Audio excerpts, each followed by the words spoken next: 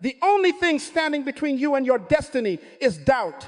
Not lack of opportunity, not lack of ability, but what you believe about yourself. God never created you to live in fear. He created you to walk in purpose. And today, that doubt ends. There is a silent battle happening in your life right now. It's not around you, it's within you. A voice that questions your ability, a voice that tells you you're not enough, a voice that reminds you of your past mistakes. And over time, that voice becomes familiar. You start believing it, you start accepting it, you start living according to it. That voice is doubt, and doubt is one of the most powerful forces that can limit your life.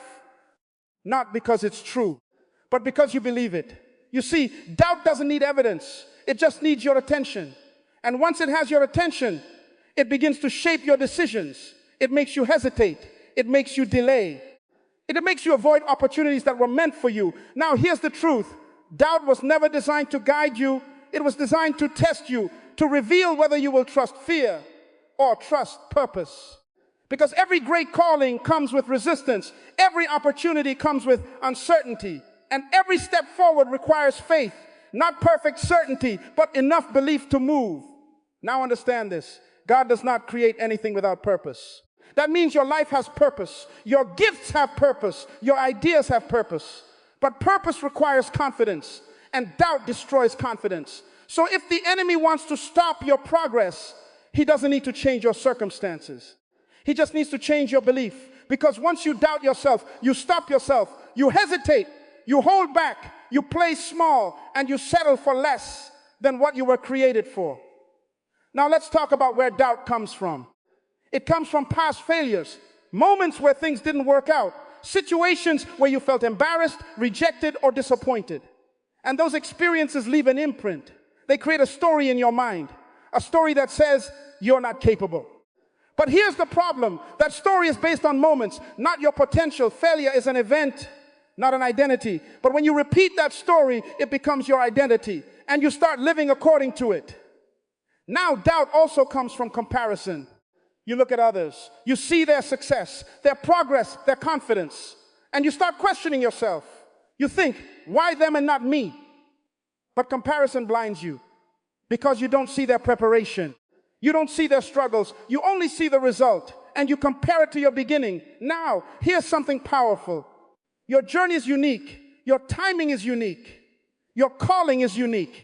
So comparing yourself to someone else only creates confusion because you're measuring your life with the wrong standard. Now let's talk about fear, because doubt and fear are connected. Fear tells you what could go wrong. Doubt tells you you're not strong enough to handle it, and together they keep you stuck. But here's the truth. Courage is not the absence of fear. It's the decision to move forward despite it. And every time you act despite doubt, you weaken it. Because doubt grows when you feed it, and it fades when you challenge it. Now let's talk about belief, because belief is the opposite of doubt. Belief is not about having all the answers. It's about trusting that you are capable of figuring things out. It's about trusting that you can grow, that you can improve, that you can handle challenges. And that belief is built through action, not waiting, not thinking, but doing. Every small step you take builds confidence. Every action you complete reinforces belief. And over time, that belief becomes stronger than your doubt. Now here's something important. You don't need to feel ready. You need to start. Because readiness comes through movement, clarity comes through action, confidence comes through experience. So waiting until you feel ready keeps you stuck. Now let's talk about identity. Because how you see yourself determines how you act. If you see yourself as someone who fails, you will avoid challenges. If you see yourself as someone who grows, you will embrace them. So the question is, how do you see yourself? Because that belief is shaping your life right now. Now here's the shift. You must stop identifying with your past. Stop defining yourself by what didn't work. Start defining yourself by what you're becoming. Because your future is not limited by your past. It's shaped by your present decisions. Now let's talk about discipline. Because belief without action changes nothing. You can feel motivated for a moment, but if you don't act, nothing changes. Discipline is what turns belief into results.